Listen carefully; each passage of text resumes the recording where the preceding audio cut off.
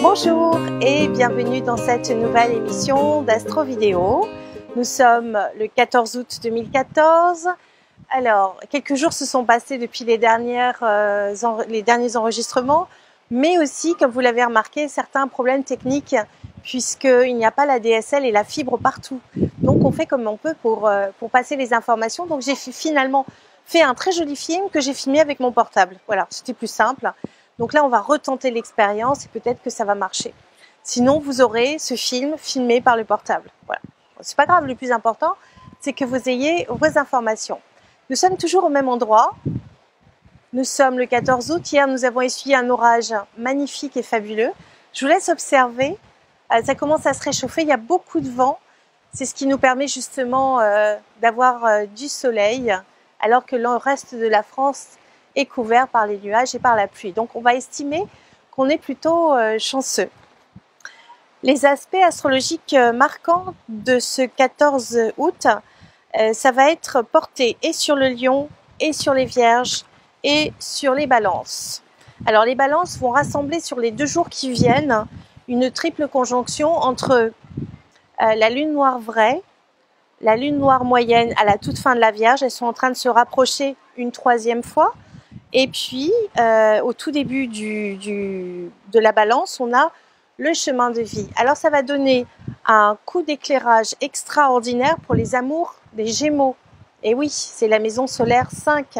Alors, je vous rappelle que c'est toujours utile de commencer par votre ascendant et ensuite de vérifier avec votre signe solaire. Et vous verrez pourquoi dans les petites vidéos que j'ai tournées pour vous et que vous pourrez voir à partir du 2 septembre sur le guide de la voyance.com et sur mon site angélique.fr. Ça s'appelle « Mieux comprendre l'astrologie ». Il y aura comme ça une série de vidéos qui vont vous expliquer le pourquoi du comment. Ce sera à vous de vous inscrire sur la chaîne YouTube du guide de la voyance.com et sur ma chaîne YouTube qui est Étincelle d'Angélique que vous commencez à connaître. Donc on a cette triple conjonction entre la Lune noire vraie moyenne et le chemin de vie et qui va donner une impulsion formidable pour les Capricornes, pour la toute fin du Capricorne, d'autant plus que Cérès, c'est une planète fixe qui symbolise plus le signe de la Vierge et donc elle vient de passer dans un signe ami qui est celui du Capricorne et donc se met automatiquement en bon aspect astrologique avec les 2 lunes noires. Donc ça c'est super parce que ça veut dire que vous allez être éclairé de manière pragmatique sur une orientation à faire, sur quelque chose qui vous plaît profondément. Donc il va y avoir un coup de chance et selon les signes, ça va se poser dans les domaines de vie puisque on part du principe ici que la maison 1, c'est là où se trouve votre signe solaire, ce qui est rarement le cas, mais vous verrez ça dans Mieux comprendre l'astrologie. Donc il va y avoir un coup d'éclairage super intéressant pour les béliers, pour les Verseaux, puisque les Verseaux, le maître du Verseau c'est Uranus. Uranus est à la toute fin, enfin il est à peu près, il touche le 2e décan, ça y est, mais il est rétrograde, donc il recule. Il fait un très bel aspect avec la triple conjonction Lune, Soleil et Vénus. Vénus est rétrograde, c'est dans le signe du Lion. Donc on va se dire qu'il va y avoir un karma affectif très puissant qui va toucher les lions et qui va leur donner des envies de liberté très puissants puisqu'Uranus, c'est quand même la fraternité, mais c'est aussi la liberté. Donc ça va venir éclairer les amours des béliers. On a les amours des Gémeaux qui sont éclairés, je vous l'avais dit aussi. Et puis, on a encore les taureaux qui sont un petit peu bloqués par une remise en question. Alors, c'est le temps que Saturne qui est à l'opposé, c'est-à-dire en Scorpion, Saturne les bloque encore un petit peu. Ça fait un petit moment que ça dure, donc ils en ont assez.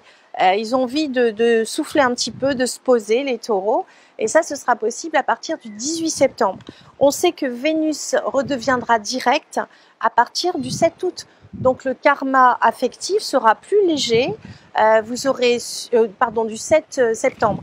Ce qui veut dire que vraisemblablement, vous aurez à nouveau envie de vous pomponner, que vous serez peut-être plus diplomate, qu'il y aura peut-être plus de choses agréables qui se poseront dans votre vie, puisque Vénus est un indicateur de la diplomatie.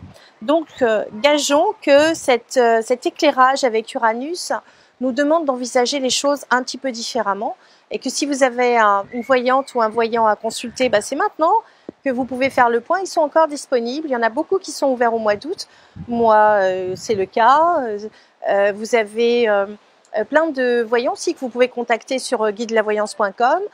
Vous avez Patrice Wissenbach par exemple, vous avez Stanislas Delorme, vous avez plein de voyants qui sont super, qui peuvent répondre à vos questions au mois d'août.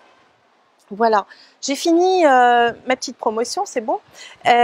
Pour les aspects marquants du jour, eh bien, nous avons fini. On se reverra dès demain pour une prochaine Astro Vidéo. Et en attendant, eh bien, je crois que les petites mouettes avaient beaucoup plu. Alors, je vous dis au revoir mes petites mouettes.